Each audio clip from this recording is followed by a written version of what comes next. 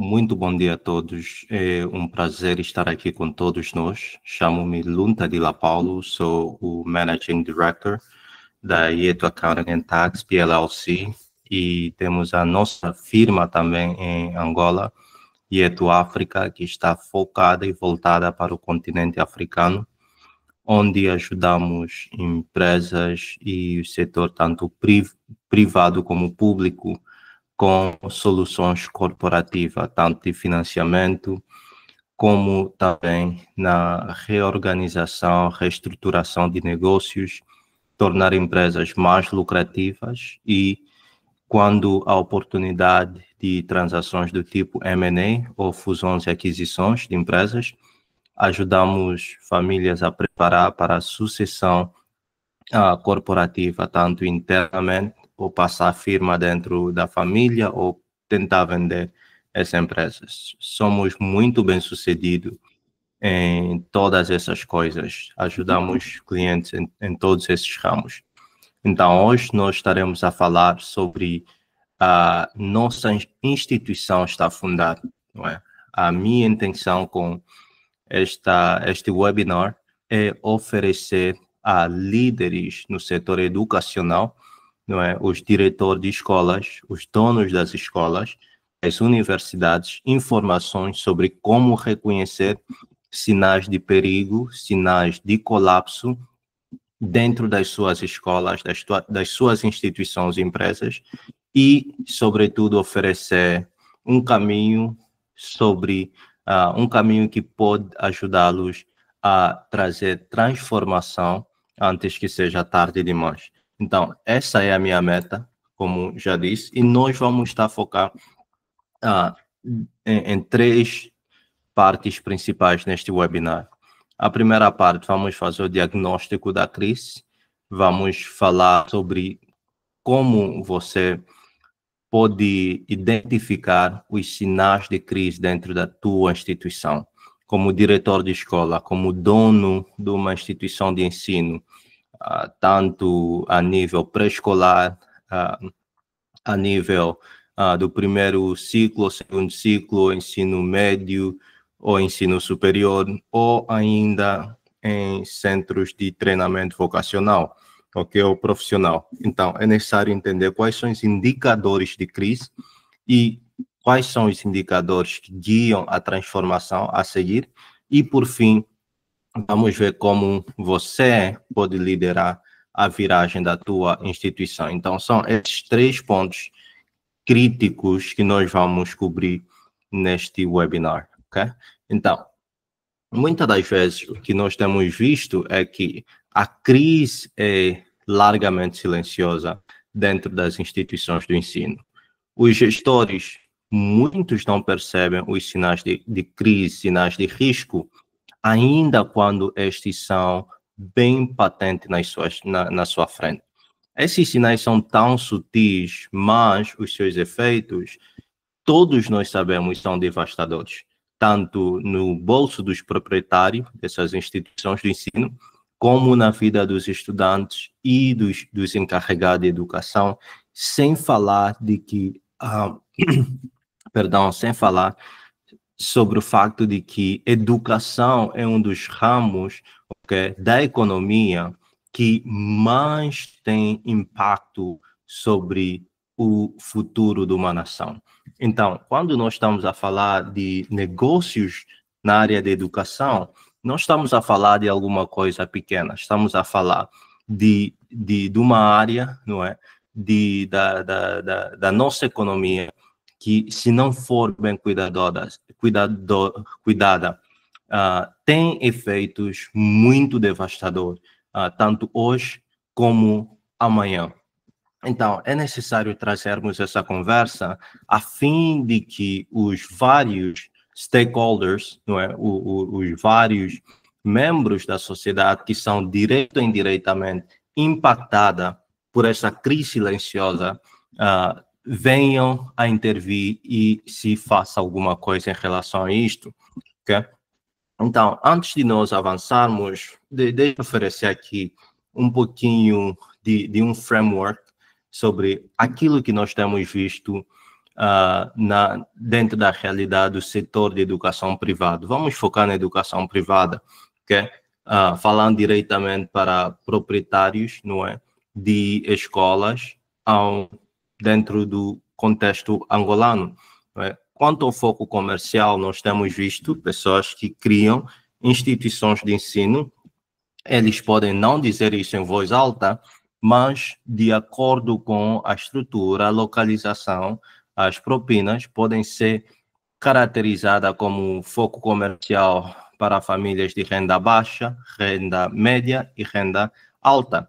Sem querer fazer publicidade, muitos de nós podemos facilmente identificar quais são as escolas que são voltadas para famílias de renda baixa, quais são as escolas ou instituições de renda média que, por alguma razão, têm desaparecido na nossa sociedade, e também temos visto mais o surgimento de escolas voltadas para a renda alta. Quanto à oferta acadêmica, claro, nós sabemos como o sistema de ensino é organizado em Angola, não é? Tens o pré-escolar, tens o ensino de base, o ensino secundário, não é? Com as suas respectivas subdivisões, e o ensino universitário. Mas não podemos deixar por fora o outro lado do ensino, que é o técnico vocacional, o ensino profissional. Também é parte do sistema de educação. Então, você, proprietário de uma instituição de ensino, é preciso entender a natureza da tua instituição e o teu foco comercial. Muitas vezes, quanto à estrutura societária, nós temos visto largamente instituições de ensino que têm apenas um dono ou uma única família que construiu, começou do zero, muitas vezes com 2 a 3 salas de aulas, e foram construindo e subindo assim, ok? Em média, as escolas em Angola têm 7 ponto alguma coisa salas de aula, então arredondamos por excesso 8 salas de aulas, e na maior parte vem até entre 8 a 20 salas de aulas. E temos também alguns dados quanto ao setor privado em Angola. O setor privado em Angola representa pelo menos 24% de todos os estudantes que estudam dentro de Angola, não é? É aproximadamente a mesma média que temos conhecimento ao redor da África, não é? Nos últimos 3, 4 anos, ao redor da África, o setor privado tinha aproximadamente 21 a 23% de todos os estudantes, ok? Em Angola, o número é um pouquinho mais alto, ok? O que, em si, eu penso que é uma boa coisa, porque o setor privado tende a promover um pouquinho mais de concorrência. Fora isto, também temos o facto de que temos as 3 províncias principais que têm maior número de escolas em Angola: Luanda, Huila e Uís. E só para apontar o facto de que Luanda muitas das vezes carrega entre 40 a 50% de quase tudo, ok, dentro do setor de educação em Angola. Em média, as escolas no setor público como privado têm por volta de 7 a 8 salas de aula, e cada professor, isso é uma estatística muito desapontadora, ainda precisamos trabalhar muito mais nisto, não é? Um número aceitável de estudante por turma é aproximadamente 20 estudantes, mas em Angola tem o dobro disto. E dentro do ecossistema do ensino em Angola, 1 a cada 10 estudantes desiste, okay, durante o ano letivo. É um número muito alto que as instituições de ensino precisam trazer um pouquinho mais para baixo. Aqui estão algumas observações ainda mais preocupantes quando olhamos para o setor privado. Okay? Temos visto um crescimento acelerado, okay, quanto ao surgimento de escolas privadas, porém, muitas delas não têm estrutura de gestão. Que muitas vezes vimos escolas a surgir, mas só entregue para pessoas sem experiência de gestão, que nunca geriram uma instituição de ensino, ou simplesmente entreguem familiares que não têm entendimento daquilo que é necessário para gerir uma instituição do ensino. O segundo elemento é que há ainda grande dependência dessas instituições de apoios externos, ok? E, sobretudo, das famílias fundadoras.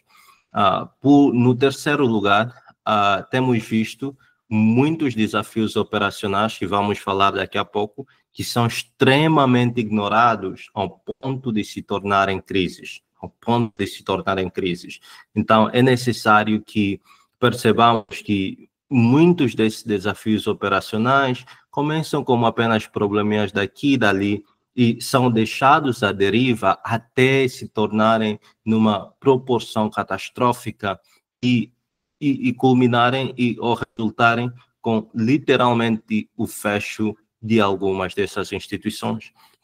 Temos visto também excesso de informalidade. Informalidade é uma praga, por falta de melhor expressão, uma praga que afeta o continente africano e, em particular, Angola e o setor de educação. Não é? Há uma fragilidade, há uma ausência de dados que faz com que tomada de decisões seja de forma, seja guiado pelo sinto, pelo acho, pelo penso, e não necessariamente pela história que os dados estão a nos dizer. Então, isto faz com que, muitas das vezes, não é, os professores saiam com frequência, não é? Os professores entram, saem, e todos conhecemos essa realidade. Há situações ainda onde vimos professores a saírem no meio do semestre porque o clima de trabalho não é apropriado, atrasos de salários são frequentes, atrasos nos pagamentos de propinas são frequentes, não é? A queda na retenção dos alunos, estudantes começam o ano letivo e desistem, vão-se embora, falta de dados para a tomada de decisões, como já falamos, e todos esses probleminhas, não é? Ou instituições que não têm um sistema fácil de fazer o pagamento de propinas, entre outros. Todos nós sabemos que todos eles, não é? São sinais de crise, mas a questão é por que as escolas não percebem que estão em crise? Por que os diretores não percebem que estão em crise? Ou, ainda mais relevante, por que os donos dessas instituições do ensino não percebem que o seu colégio, ou a sua universidade, ou instituto superior está em crise? Muitas das vezes é porque as pessoas estão focadas excessivamente nas operações diárias. Não é? Vamos tentar apagar fogos daqui, fogo dali, não é? Fogo da colar, não é? O TPA parou de funcionar, vamos procurar um outro TPA para substituir. Água no tanque acabou, vamos procurar caminhão de água para reabastecer. Não é? Os estudantes estão a protestar, um professor já não dá aulas há mais de um mês, não é? São esses fogos diários que a pessoa está a tentar apagar, e deixa de olhar para o que chamamos de big picture, não é? Deixa de ver aquilo que precisa acontecer para que seja uma instituição de sucesso. Não é? Uma instituição que realmente vale a pena continuar a investir. Em segundo lugar, como já disse e repito, temos uma cultura de improviso, temos uma cultura de informalidade. Não é? As instituições de ensino são ainda largamente guiadas de forma informal, e se você acompanhou o webinar que tivemos esse final de semana, falei um pouquinho do que faz parte de informalidade. Não é? A ausência de contratos entre acionistas, entre donos da empresa, a ausência de contratos com funcionários, a ausência de contrato com os estudantes, não é? Tudo é feito de forma, não é? De forma improvisada, não é? Não há sistemas, não há processos, não há contabilidade estruturada que dê à instituição, aos gestores, informação que precisam para tomar de decisões importantes. Falta de instrumentos de análise, não há indicadores, não há KPIs, não é? Que nos ajudam a entender a situação real da firma.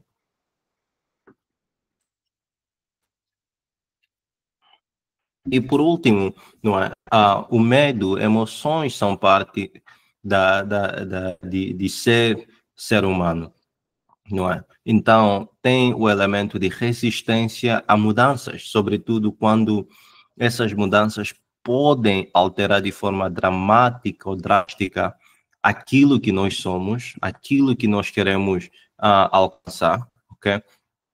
Então, muitas das vezes as pessoas simplesmente não querem se dar o trabalho de, de tentar fazer diferente ou tentar fazer melhor, não é? Não é? Em outras palavras, a pauta também de cultura de excelência, não é? Todo mundo não digo todo mundo, mas muita gente está praticamente a participar num jogo de amadores e não há modelos de excelência, não há modelos de o que é uma instituição de ensino de alta qualidade. Porque quais são os padrões mínimos que você absolutamente precisa ter, não é, para criar uma instituição de educação de excelência e que traz muita receita para os seus acionistas, que traz muito lucro para os seus donos. Então, o que acontece quando os problemas não são resolvidos? Todos sabemos, não desaparecem por si, não desaparecem por si. Os problemas têm uma forma de acumular-se, não é? Faz que nem um snowball, não é? A bola de neve vai, quanto mais gira, vai aumentando de tamanho. E muitas das vezes, como resultado, é a perca de estudantes. E escolas dependem de estudantes para terem receita. Quando os estudantes vão embora, desistem, cancelam, suspendem suas matrículas, a instituição perde dinheiro. A imagem institucional é degradada, não é? Paredes que não são pintadas, carteiras quebradas, não é? Não há reinvestimento na instituição, paredes sujas, não é? Laboratórios que não são equipados devidamente, ou professores sem treinamento adequado, não é? A equipa está desmotivada, não produz no nível que deveria produzir, os salários estão em atraso, né? Tudo isso gera desmotivação, improdutividade, não é? Os recursos são extremamente limitados e há incapacidade de reinvestir na instituição para fazê-la crescer, não é? E como consequência, muitas das vezes, quando todos esses problemas estão a acontecer e o Ministério de Educação, o Ministério do Ensino Superior e Tecnologias aparece, né? Há sanções, não é? Há penalidades, há cursos que são mandados a serem fechados. E há uma grande possibilidade da escola ser encerrada. E vocês, já ouviram falar de histórias parecidas. Não é? Imagina, você faz um grande investimento para ser simplesmente encerrado pelo Ministério. Então, é necessário nós levarmos estas questões em causa, é necessário levá-los a peito, porque se não fizermos isso, estamos simplesmente a criar um cenário que não nos será favorável. Agora, eu quero voltar a nossa atenção um pouquinho sobre os números que devem guiar a decisão de cada gestor de instituição, não é? Não são todos que poderíamos incluir aqui, mas eu vou passar algumas que eu creio que são críticas para as instituições de ensino. Primeiro, a taxa de matrículas. Taxa de matrícula, quantos estudantes se matricularam dos números que aplicaram.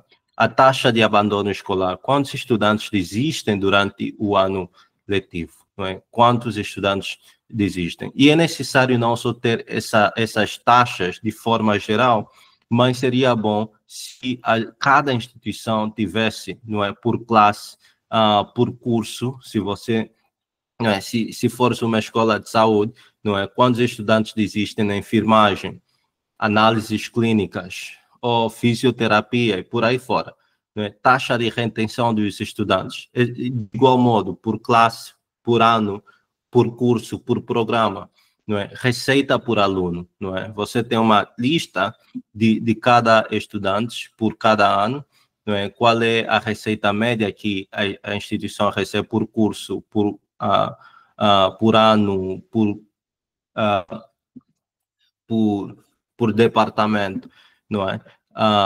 Qual é a taxa de inadimplência, não é?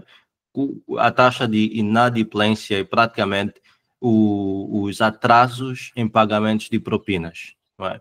Qual é essa taxa, não é? É por mês, por trimestre e por ano. É necessário ter esse tipo de informação também por curso, não é? Porque esses dados nos ajudam a entender um pouquinho mais a realidade dos nossos estudantes.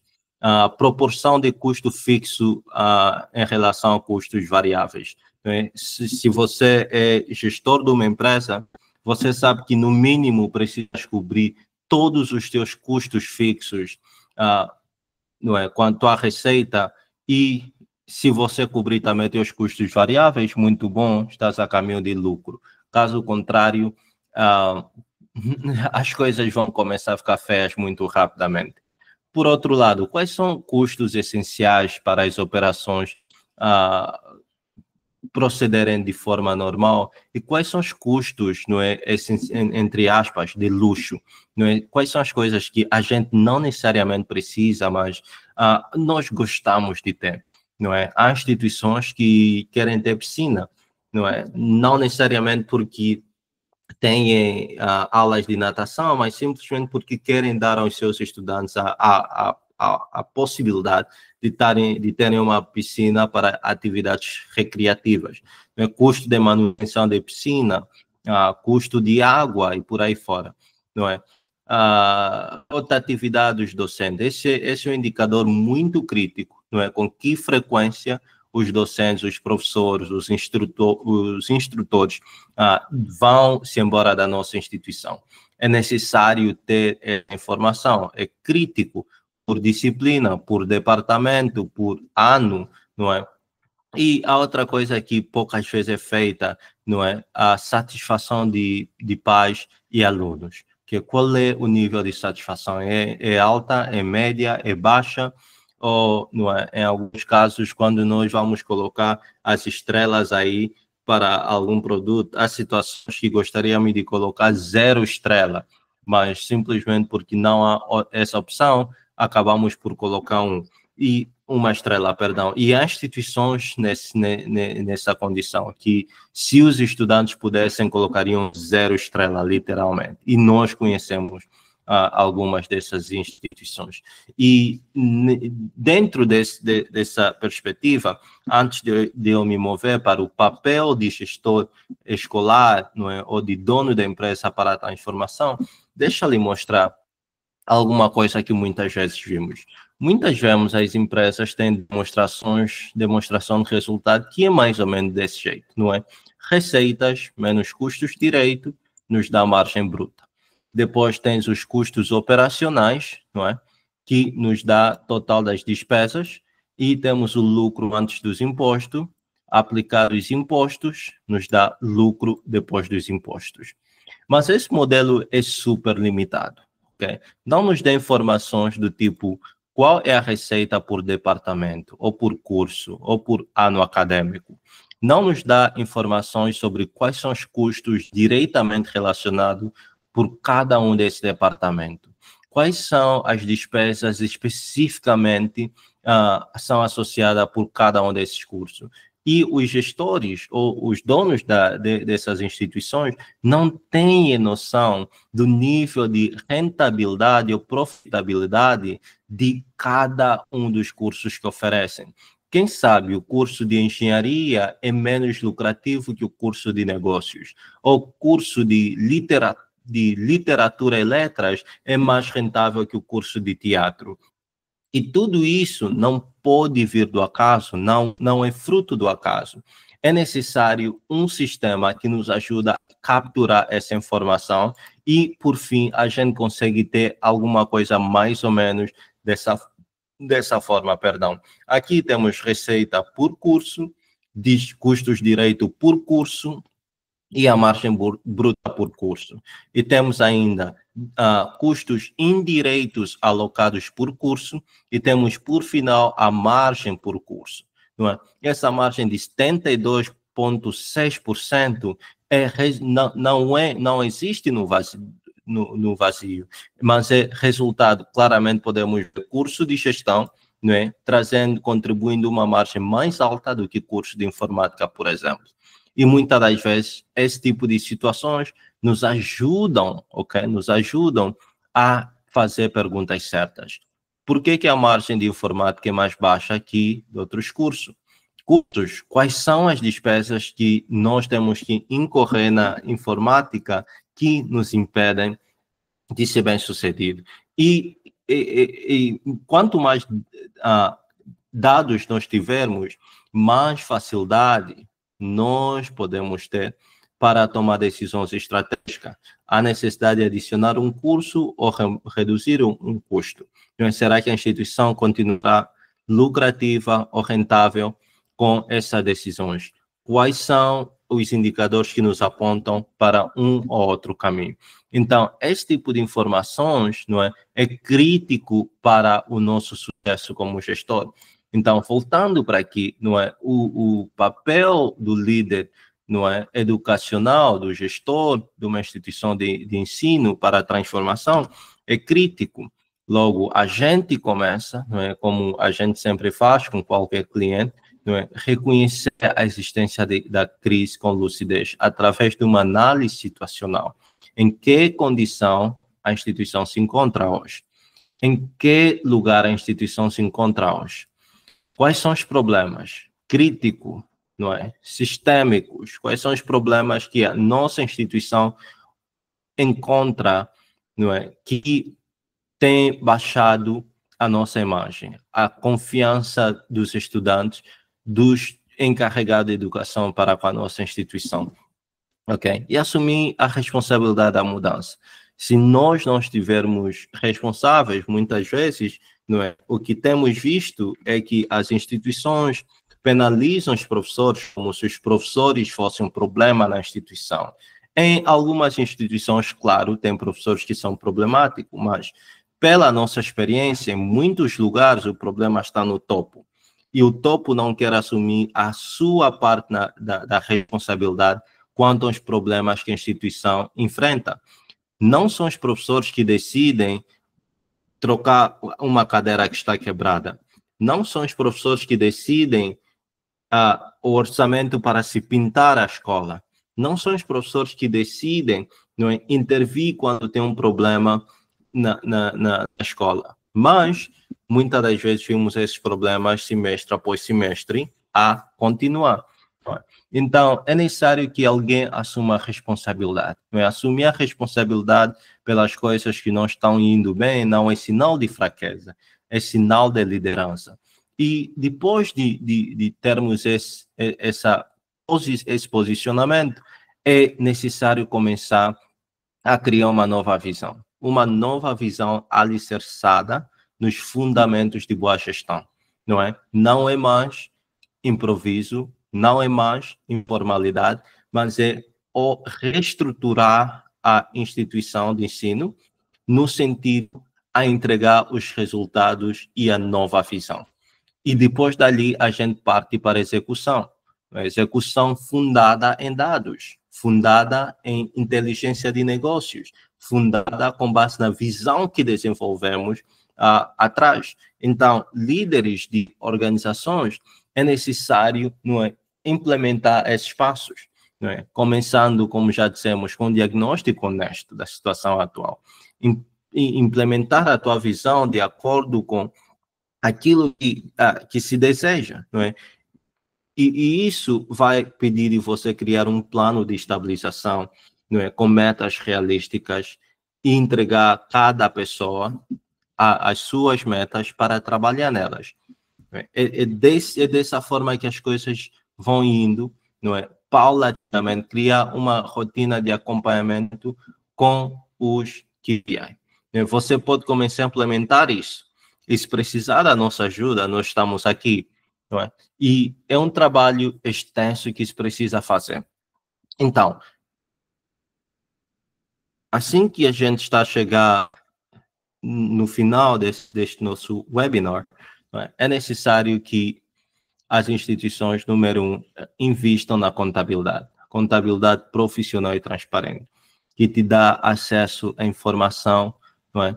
Um sistema de informação robusto, avaliação de desempenho de forma clara, inclusive da própria liderança, não é? Não é porque é o dono da empresa que não deve ser avaliado. Muitos donos de empresas ou gestores que, se os seus subordinados os avaliassem, provavelmente seriam abaixo da média. Não é? Separação da propriedade da família e da instituição, não é? Os membros da tua família não podem simplesmente começarem a usar o multicaixa da instituição, ok? O cartão da instituição para despesas pessoais e adotar uma cultura guiada com base de dados e informações e a responsabilização. Ok? Agora, se quiser entrar em contato conosco, aqui estão nossas informações, lp@etoafrica.com é onde podes me encontrar e também através do nosso website, etoafrica.com. Foi um prazer enorme estar aqui com todos nós e se este webinar foi útil para você, não deixe de partilhar com outras pessoas que podem beneficiar. Deixe um like, um comentário. Isso ajuda o algoritmo das redes sociais a entender que isso é um conteúdo importante e que precisa ser mostrado para mais pessoas. Então, muito bom estar aqui com todos nós e até a próxima.